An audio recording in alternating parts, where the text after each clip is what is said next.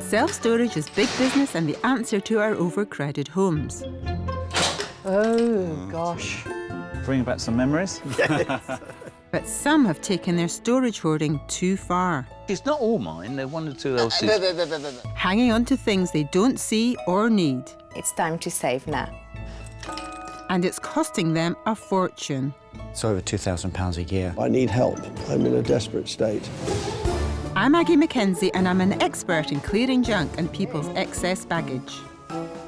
You're paying to store storage.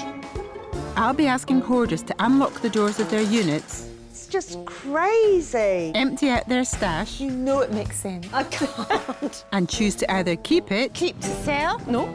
skip it, or sell it. I despair. Our antiques expert will then pull out any hidden gems Anything between 15 and 20,000.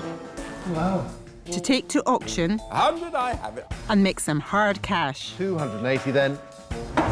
In today's show, one hoarder confronts a lifetime laid out in boxes, This is a radio. That's really cool. while the other battles a difference of opinions. Why don't you stop that and help me? But will any belongings come to light You look like a lamp.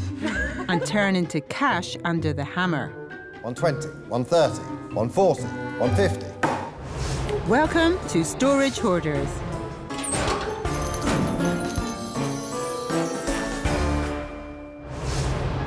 Today I'm helping two hoarders whose lives seem to be tied up in storage. I'm here to convince them the time is right for them to give their hoard the heave-ho when I ask them to keep it, skip it, or sell it. Our first storage hoarder is festival fanatic Sharon Davis with her dad Ron. Sharon loves the sound of storage, having had her items locked away for almost a year to the tune of nearly £900. So, how did she hit that note? The problem that I have with my storage is that I had a house in Newbury. I didn't ever feel like I belonged there, that it was somewhere that I really wanted to be. So my husband and I talked about moving to Brighton. I've moved to a small flat. I had to put the rest of the furniture that wouldn't fit in this flat into storage. So Sharon has now traded a suburban lifestyle for a posh pad overlooking the seaside resort of Brighton, a popular town famed for its funfair pier, Pebble Beach and thriving music scene. And music is the food of love for Sharon, who even met her husband at a festival. One of these is the wristband I was wearing when I met my husband. I think it was this one, I think. It could be any of these. My husband is currently working in India. He's a civil engineer, and he doesn't really have any stuff, which is brilliant. With Sharon's husband working away, Dad was on hand to help with her move. My dad was amazing. He helped me move everything out of the house into storage. But is he the right man to now help shed that storage? I'm as guilty as everybody else of hanging on to stuff. I've got a massive music collection. Dad wants nothing more than to see his free-spirited daughter finally settled. I do look forward to getting some completion, really, and that Sharon is eventually settled in her little love nest up here in the sky above Brighton. Sharon needs to put an end to her storage gig so her husband can return to a clutter-free start to married life by the sea. There's absolutely no way that I want to continue to have storage. None. Absolutely none. And she already has plans for any cash she might make. I've got a trip planned. I'm going to India and with a side trip to the Maldives. So it'd be really good if this money could be put towards that. But can father and daughter stay in tune and work as a team? Perhaps if I push you in the right direction, who knows? I may even follow. I want to help this free spirit free herself from her storage once and for all.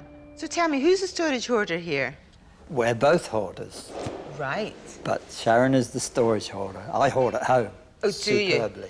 So it's just the one unit here, is it? Just one unit. One unit. Is it mainly furniture? No, it's probably a heap of embarrassing CDs, sort of just general bric-a-brac, but yeah, quite a lot of furniture, white goods. So you said, Ron, you're a bit of a hoarder. What do you think about Sharon letting go of all her stuff? I'm a bit jealous, really. You You know, I'd love to get rid of a lot of my stuff, you know. I haven't got a unit, but I've got a loft, you know, and we're all guilty of the loft syndrome. It's not just the loft. It's actually all over the house. So are you hoping to clear this unit completely? I do need to clear the unit completely. I would love it to happen today. It may be that it takes a couple more months after today to actually give things to other people. Are you ready to face this? Yep. I am too. Let's do it now. I really hope I can help the storage duo hit the right note and clear out that unit. Our second storage hoarder in need of my help is feisty French girl Sandra Novak, along with her friend Kashka. She's so far said au revoir to nearly £1,400 in 2 years. So what brings her here? I arrived in England about 8 years ago now, and I was living with my ex-boyfriend at the time. So when I moved in Bristol, I took everything I had in France with me. And when we split up nearly 3 years ago now, I just didn't have the space. I had to find storage. Sandra currently flat shares with friends in Bristol, the city famed for its iconic suspension bridge designed by Brunel and built nearly 150 years ago. When Sandra came to England, she moved lock, stock and barrel. All my life is in a storage. I've got quite a lot of books, a few bits of furniture, old toys I had when I was a kid, and a few things to do craft, like paint and things like that. My mum used to be collecting a lot of things, and now she's giving me lessons, saying, you should throw this, you should throw that, and I attempt to remind her. I'm doing exactly the same thing as you did, and in a much smaller proportion, though. I think I could let go of more, but it's difficult because I get really attached to all my things. This self-confessed hoarder has a real penchant for the past that knows this sentimental baggage comes at a price. For me, it's not a waste of money, the storage, because there's some things I'm not ready to let go of. It's like sort of investing in my memories, if that makes sense. She may be determined to hold on, but best friend and keen support Kashka thinks now is the right time for Sandra to take stock of her storage. And especially now when she's moving in with her boyfriend sometime soon, so I think it's time for like a new chapter in her life. I just want to be supportive and maybe bring some arguments which might convince her.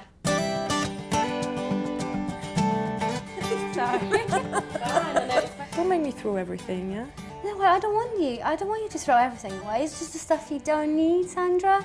I tell you, you'll feel so much better when you just let it all go. There's no way I can have all my life in a suitcase, Kasia.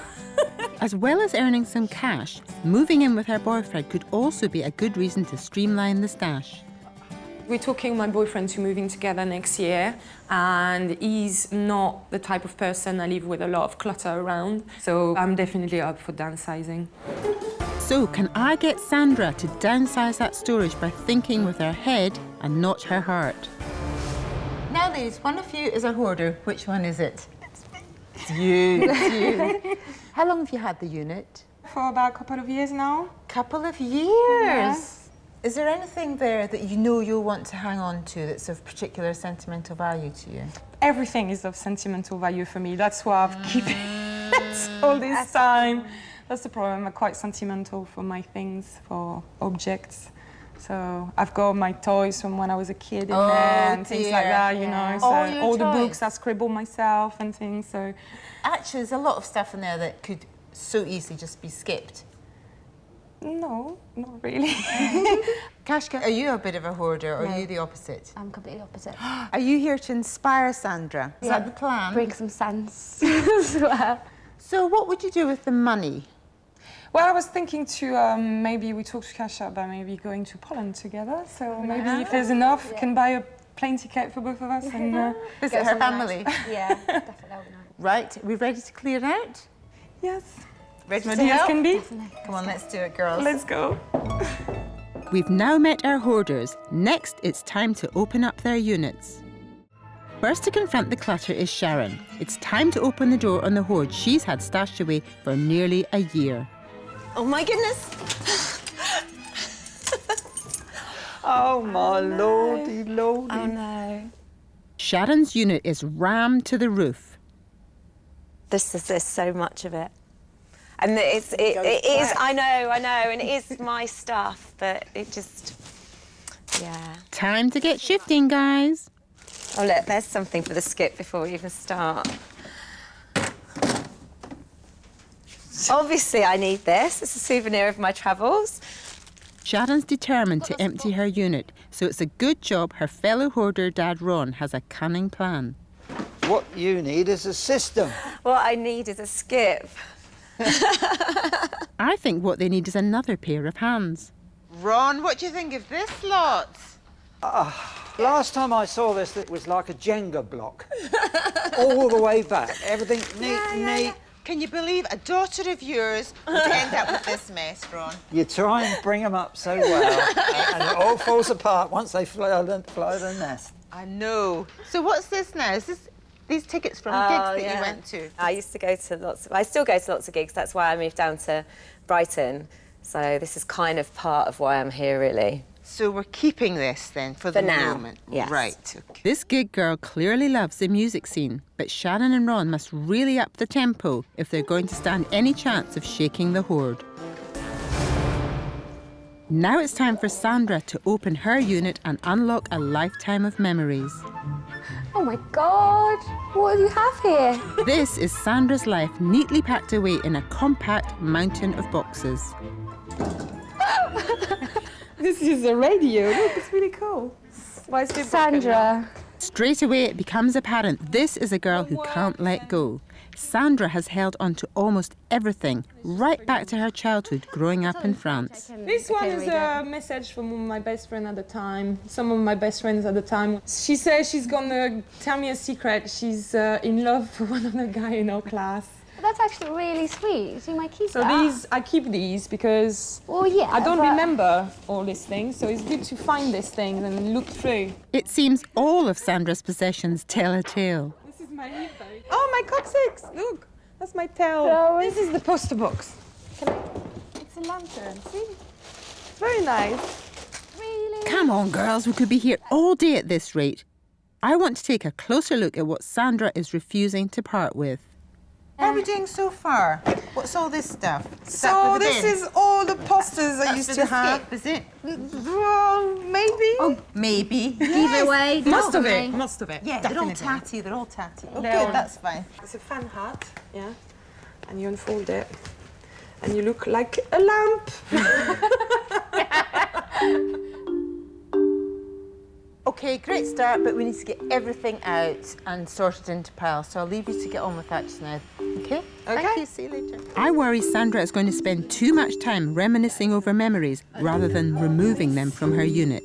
How cute is that? It's time to sort the trash from the treasure. I'm not sure I really put this in very well.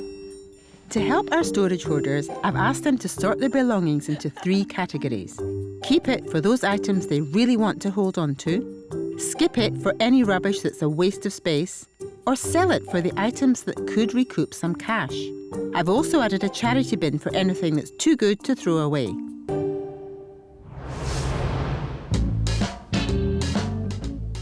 Does this have a purpose? I've got like 3-4 bags of this. Berries. I've arranged for some helping hands and found them the space they need to get decisive with their items. They've only got a few hours, so I want these girls to act with their minds, not with their hearts. Sharon's spread is mainly a large collection of furniture and trappings from her previous house, which must all now find a new home. Oh, it's not as bad as I thought it was going to be. Yeah, there is quite a lot, though. Sandra's stash, on the other hand, is a jumble of boxes, cases, containers and bags. And in each one are a multitude of memories spanning her lifetime. The girls are going to have to think quickly and get decisive if Sandra's sentimental hoard is going to go. Okay, so take your pick. This one is one of your favourites, isn't it? That is my favourite. This is a radio I won in the shopping centre when I was about 14 years old. Really? There was only 6 of them to be won, and there was 100 of people trying. I love it. And I won one, and I was so proud. What do you want to do with this one? As much as it saddened me, it's got to go. Sure.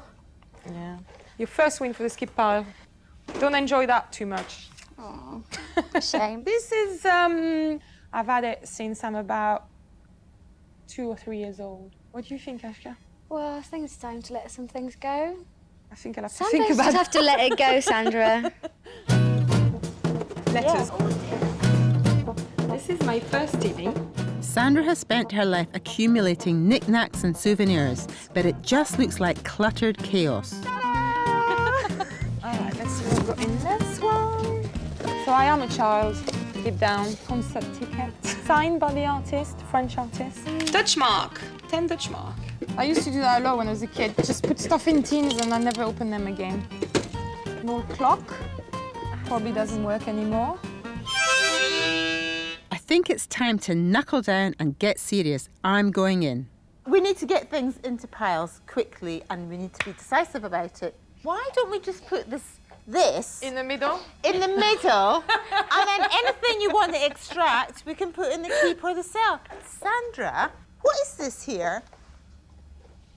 That's in the skip pile already. I think this is the sort of thing that you might be able to get some money on. It's the first thing I ever won. I'll just put this over here. Maybe that will recoup a little bit of the £1,400 spent storing this lot. Where did you get this from? My mum gave it to me. I think she might have found it as well. Found it? What, in a skip? Pretty much. What a pair you are. Should we put it in the sell pile, see if there's any worth there? Yeah, sounds good. So the sell pile is slowly building. What about some more of those childhood memories? Where did you get these from? I got them given by a neighbour when I was a kid to play with. Oh, right. So it was like sort of my tablecloth when I used to have tea with my toys and things when I was a kid, so really. Sweet. So we should show these to the experts, see if there's any value in them. Tapestries have been made by hand since the 3rd century. Perhaps the best known example is the Bayeux tapestry measuring 70 metres wide. However, it's not officially a tapestry as it is embroidery work on cloth. To find out if Sandra's are genuine tapestries and if they have any value, I'm sending her to the nearby city of Bath to see rug specialists Katia Mysaver and Joy Pryor. A man with a Arabic headdress on a horse. Yes. With palm trees. They've been given to me when I was a kid and I used to play with them, which explained the different stain and state of them, unfortunately. Tapestries are made by weaving together 2 interlaced threads. This process was made more efficient with the development of the loom in the 18th century. Sometimes on handmade tapestries and rugs you can see occasional knots. Okay. But with machine-made things, you don't really see this. I see. It's more perfect. I see, yes. If you really have an item handmade, it's a lot more valuable than having something machine-made. So do you think there is a market maybe for these 2 items? I think that might be 50 or 75 pound yes. each, you reckon? Yes. Okay. What I would do with them is make them into something that you would use. Oh, okay, yes. Revive, their use and maybe make them into cushions. Oh, something like covering a cushion with something like that. Really perfect size. You could sew it onto a cushion and you could have it. Oh, it's a very good idea. It would look great. Yeah, it would look great. It does look great as a cushion, It actually. would look great. Well, thank you very much for your input today. It's very helpful. So, what does Sandra think now a little more light has been shed on her childhood gift? I actually found out a lot more about tapestry and rugs, which I didn't know. And I'm quite nicely surprised to find out they're actually maybe that old and everything. So I will carry on maybe trying to dig a little bit more, finding more their origin and maybe a more precise date of where they were produced. So the tapestries are going to remain with the rest of Sandra's hoard for now. Meanwhile, back at the unit, gig girl Sharon and self-confessed hoarder Ron are getting busy with the baggage. I just don't know where to start, really. That's definitely going away. Skip. I like skip. That's cherished shop. So this is a keep. They're making good progress sorting the overspill hoard from Sharon's old house. But just when all seems to be going well... More music. Ron has another cunning plan. What we need is a pending pile, much against my daughter's wishes. And here we have the embarrassing CD collection. Oh, no, don't! Spanish. How's your Spanish lessons going, darling? Seriously, why don't you stop that and help me as opposed to just rifling through my stuff? Oh, it's lovely to have a family argument on TV, isn't it? This family fallout needs regrouping. Hold on. We cannot have painting I know, pals. I told him. It's not allowed. Why are you having a painting pal? You're upsetting my system, Ron. I think Ron's pending pile needs a closer inspection. Now, listen, all these CDs. Yeah. I have been through those. You have? And they're down by about a third. So tell me what part music plays in your life. So I actually moved down to Brighton so that I could go to more gigs. In the summer I go to, well, I went to 9 festivals this year. 9? Yeah, 9. I kind of get it from my dad. And you've inherited the musical gene, have you? Yeah, definitely. I'm just one of those guys that always likes music, and I've always been to concerts. I used to go to concerts as a little kid. So I used to see all the early rock and rollers, Such Chuck Berry, Fats Domino, Jerry Lee Lewis on his first tour when he got kicked out of England, that sort of thing. Chuck Berry, Fats Domino, Jerry Lee Lewis, you've seen them all play live? Indeed I have. Well, enough of the chat, guys. This pair need to rock and roll if they're going to get all of Sharon's belongings sorted into piles. Hopefully they'll find some items of value to make some cash. The clock is ticking for our storage hoarders, but there's just enough time for one final push. They've stared downsizing in the face to put a conclusion on the clutter. We've done it.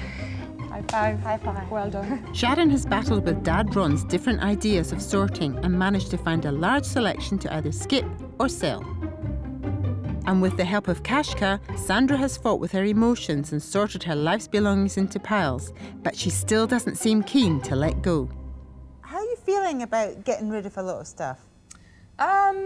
It's a little bit of a shock, really, because you know when you're on seeing things... everything here. Well, no, it's just the motion of getting rid of things. It's thinking next time I come to my storage or next time I want to get through my things, there's some things I'm not going to find anymore.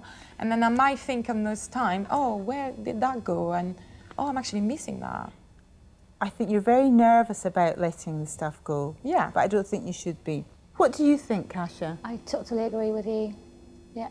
I hope Sandra can let go and just hold on to the precious items. I've invited expert Paul Hayes, who has been dealing in the world of antiques for over 10 years, to see if he can spot any gold from the glitter.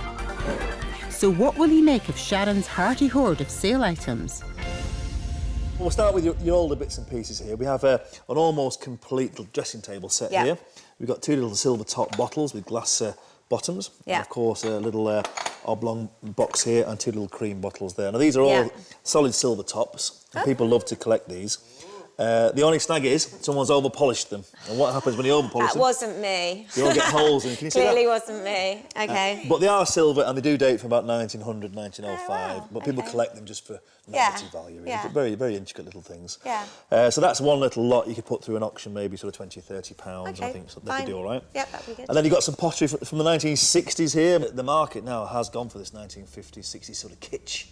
Retro look, if you like. So there is a market for these. It's a nice little dinner set, 20, 30 pounds. It gives someone a chance to actually, to come along and bid for them and for them to do well. That's all really interesting, but what about the sofas? Was this very, very expensive, wasn't you? Yeah, it was. OK. Well, I think if this went to auction with an estimate, 100 and 150 pounds, and I think on the day you might get 2 people who want it. Yeah. All right, you might get a little bit more, but that's a realistic sort of guide. Okay. And I think a little bit more for your leather setting. This is really retro. Now, this one has a sort of a 70s look. Yeah. Which I quite a bit like myself, you know.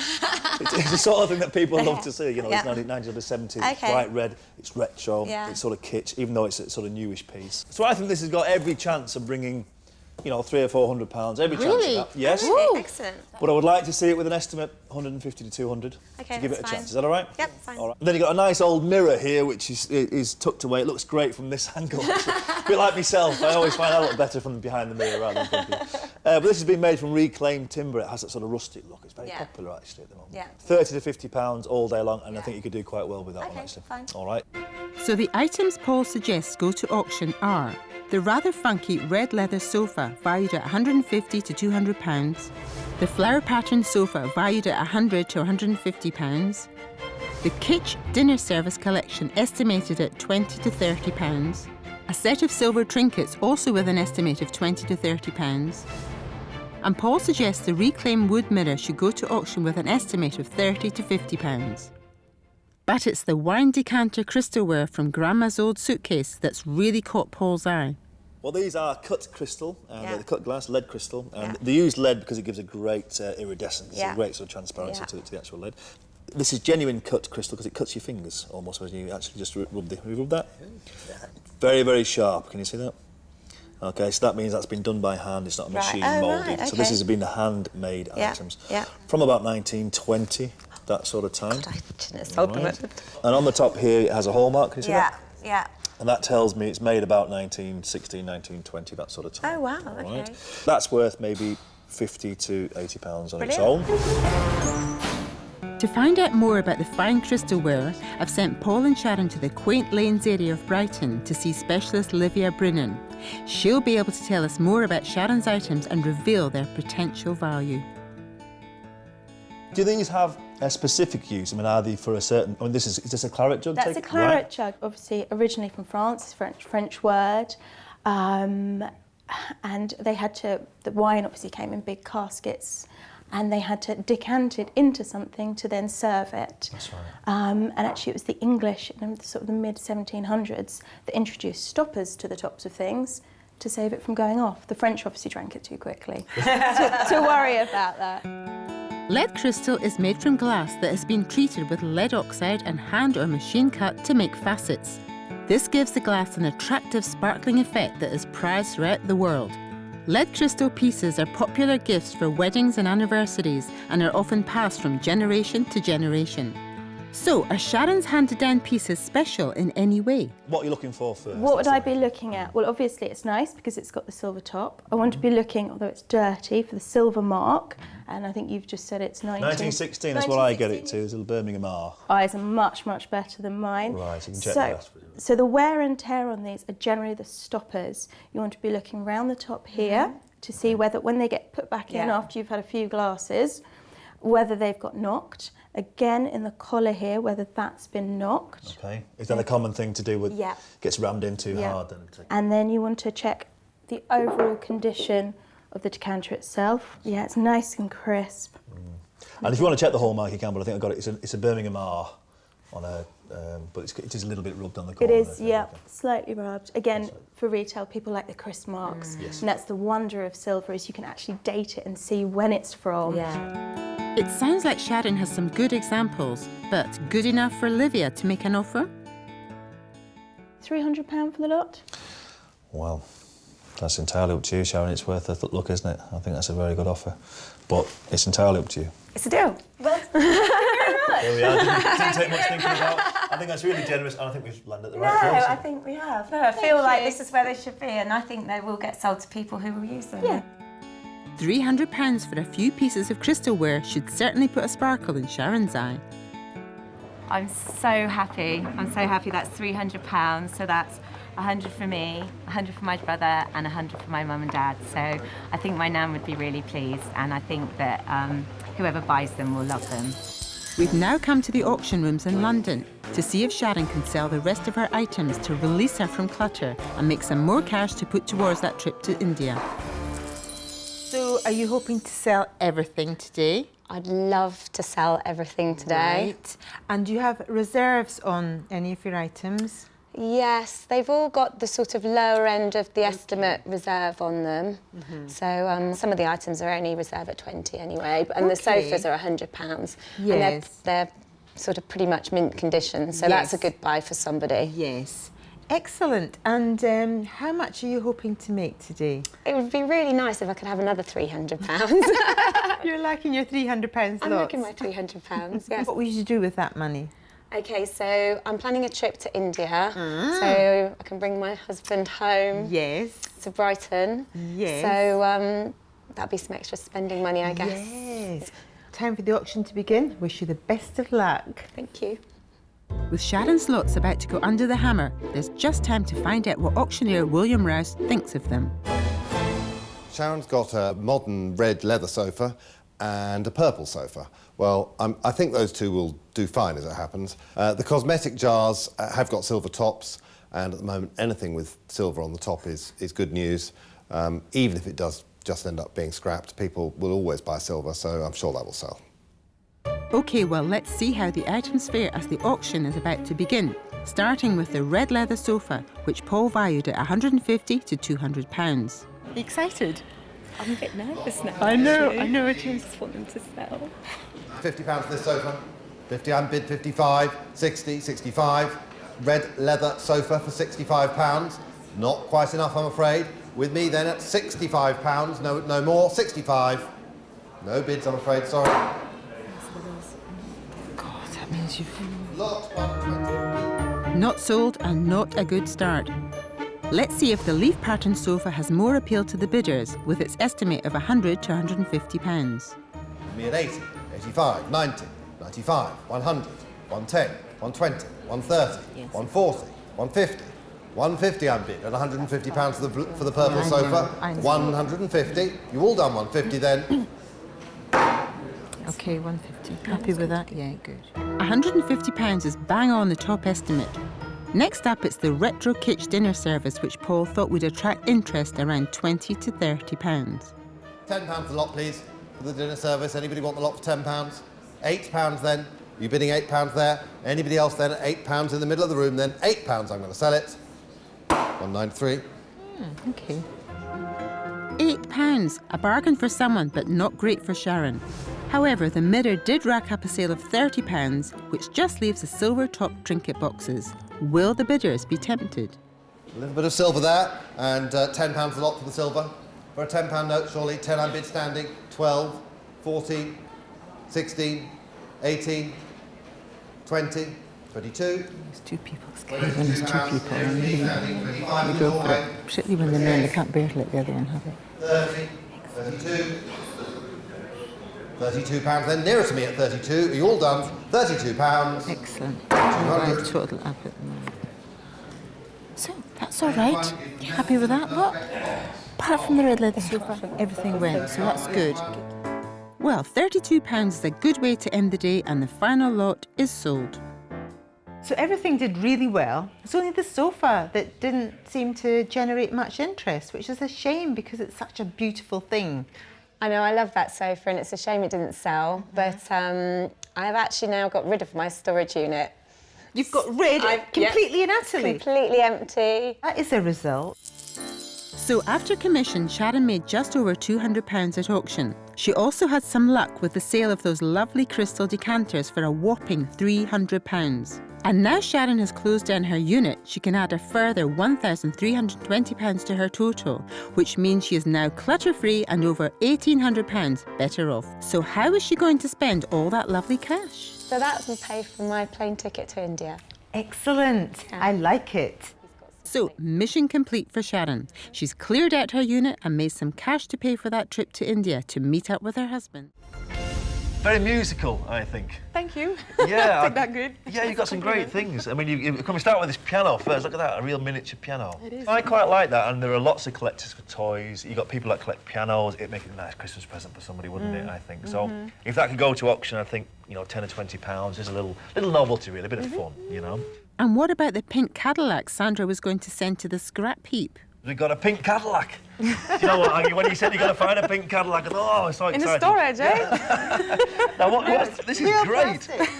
I love it, though. It's really funky, isn't it? Yeah. 1980s or 90s? Yeah, I think I was about 10, 12, so yeah, like sort of 90s. I would love that. It's so iconic. Anybody that's into the 1950s, into rock and roll, the pink Cadillac, the 59 Cadillac, if you want to be a real analog, that's the shape of the back end here. They actually have the real ones out in America. Sometimes you have them made into settees and things like that if you want that part of the car. Yeah. And I think that's worth at least £20, £30 all day. Oh, really? Yeah. Okay. How does that sound? Amazing. I thought I was getting a fiver. Better than putting it on the skip, hey? I was going to put it on the skip, yeah, actually, right. so it's good. Now, I was expecting to find something French here today. Now, tell me about these little things here. These are lovely. These were also rescued by my mum. I don't really know where from. I don't know the story of these, but they're quite old, I think. They are. The Limoges. Well, they developed a soft paste porcelain. People find it very attractive. It's a lovely sort of finish to the item. These will date maybe 1920, 1930s, really? so they're quite old. And this one would have had a real use. I mean, going back to the 18th century, these little boxes were patch boxes. You know what patch boxes? No. Well, when the gentlemen and the ladies used to wear very white makeup, they would have a beauty spot. Oh, yes. And they put a patch, they call it a little patch. We call it a mouche in French. Uh-huh. The big black, yeah. There we go, a mouche. So that's what And it's that's for. a little mouche box. Little mouche Which box. means fly, like having a fly on. Oh, really? So I think you could have up to £50 here, sort of 30 to £60 as a little parcel. Does that sound all right to you, then? Yeah, definitely. And this clock? Oh, the clock's quite nice. 1930s, that. It's gorgeous. Yeah. I think it's really so cute. Yeah. But it's quite stylish. It's Bakelite, it's copper. It's beautiful. It's so cute. So that may be £25, £30, you know, even though it's not working. Someone will do that. The items Paul thinks Sandra should take to auction are the miniature toy piano estimated at £10 to £20, the pink Cadillac stereo which he thinks will spark interest around £20 to £30, the Limoges collection estimated at £30 to £60, and the Bakelite clock which could bring in around £25 to £30. Paul also suggests a matching set of 6 glasses to go to auction with a guide of £5 to £10, along with a pair of candlesticks also valued at £5 to £10. But there's one item in particular that's really struck a chord with Paul. But we have a serious instrument here as well. I believe it's a mandolin. I'm not really Mandolin, an expert in these fields, but what I can tell you, it's a very good maker. Harmony's a really good maker. This one dates maybe 1930s, 1940s. It's quite an old piece. This is tortoise shell. It's in lovely condition. It has like a sunburst design. You know, this has been an expensive instrument when it was being made. So what I would like to do, if it's okay with you, is to pop this along to somebody who specialises in this type of instrument. Please do. I think you could do all right with this. I think that's a good idea, so I'm sending Sandra and Paul off to meet mandolin muso marvel Dave Griffith to find out more about her passed down piece and to see if it's worth selling. I must admit, the mandolin I'm used to seeing are these sort of bowl-backed type, that sort of... Which is the kind of mandolin that most people associate with the word mandolin, is the bowl-back mandolin, the classical bowl-back shape. Right. But there are different kinds of mandolins, and I'm hoping we're going to be able to see a different one now. We've certainly got a flat-back one, very similar to what you've got there, actually. Mandolins evolved in Italy during the 17th and 18th centuries. This wooden instrument is a member of the lute family, which are normally plucked or strummed. They come in many shapes but are generally of a round or teardrop design, with most today being made flat-backed. I think you've got a playable instrument, very, very definitely. It seems to be in good condition. There's no cracks. There's no neck crack as far as I can see there. My feeling is that it could be round about sort of 1950s. It could be earlier. Okay. Antique and vintage mandolins are very collectible depending on who made them and when. Some classic makes have been known to sell for over £60,000, but for many they are simply loved for their distinctive sound. Traditional sound that most people associate with a mandolin is the tremolo.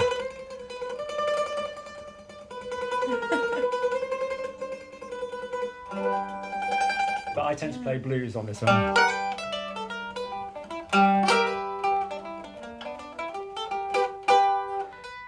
Sandra's hand-me-down mandolin needs a bit of TLC before it can make a tune like that again, but does it have potential value? I'm afraid it's not fantastically valuable. You may get as little as £50 for it. I've seen these going for probably around about £200 in good condition. Okay. So now Sandra knows its worth, what will she be tempted to do? I'm questioning whether or not to maybe take a few lessons with David and see how it works with me. And if I like it, I would probably then keep it. While Sandra decides what to do about her old mandolin, it's time to see if the rest of her items hit the right note when they go under the hammer at auction. Any idea how much you hope to make today? Well, I put a reserve price on my 6 items, so if I meet the reserve price, I'm going to make £100. But hopefully more than that. That'd be nice. Yes. Are you excited? Yes, definitely. I never went to auctions before, so it's like all new. It's quite nice to be here. So the auction's about to begin. Best of luck. Thank you. Sandra's excited about today, but does auctioneer William Rouse think she'll have luck with her lots?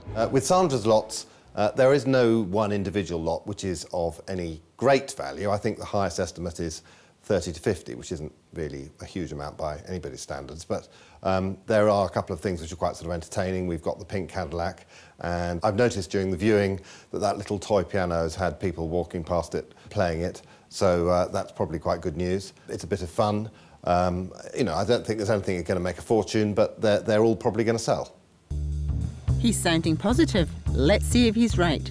First up is that little toy piano that Paul thought would hit the right note at £10 to £20. £5, £6, £6 there, at £6, £7, £8, £8 to my right then, anybody else at £8, £9, £10, £12, 14, 16, 18, 20, £20 then to my left at £20, anybody else, £20. Wow, that's good. That's great. That's good, yeah. £20 hits the high notes of Paul's estimate, and that's a good start. Next up, it's time for the Bakelite clock, valued around £25 to £30. 12, 14, 16, 18, 20, 22, £22 here at 22. At £22, you all done finished, 22, 193. That's good. You're doing very well. £22 is another item sold and more cash in Sandra's kitty. Sadly, the collection of Limoges pieces didn't reach their reserve of £30. The glasses did manage to sell for a lowly £4 and the candlesticks failed to light up the bidding, but did part company with Sandra for a measly £2. So finally, it's the pink Cadillac stereo Sandra was going to skip, but Paul thought someone would pay between £20 and £30. Let's see if he's right. 1980s novelty radio cassette player, lot 178. There we go. Is it worth £10 for this lot, please? 10 I'm bid, thank you. 12, 14, 16, 18, 20, 22, 35, 28, 30, 32, 35, 38, 40, 45, 50, 55, 60, 65, Do they know it doesn't work? 75, It does work. 75, in the puffer jacket at £75, 219. That's amazing. 75 quid for something you're going to throw in the skip. Plastic, yeah. Well, who would have thought? And what a surprising way to end the day. £75, it just goes to show, doesn't it? Exactly. Do you think this will spur you on to selling more of your stuff? I'm thinking about it now because seeing all the radio went, I'm thinking maybe I've got other items that I think are not worth anything. Yes. That I'm actually a bit surprised about now. So I definitely, when I'm going to finally empty the storage and put things in the skip pile, I'm going to reconsider it for maybe the selling pile ever again. Yes. After commission, Sandra made £113.16 from the auction. And now she's got the decluttering bug. If she does clean up and clear out her unit, she'll be more than £650 better off each year. So with the money that you've made today, what are you going to put it towards? Well, it's still going to be hopefully towards the holiday. I'm going to try and do something with my friend Kashka, and maybe it's just going to be a weekend in England somewhere. But it's still money to be spent, like pocket money or something, towards a holiday. All being well, Sandra will soon be clutter-free and she can treat her friend Kashka to that short break.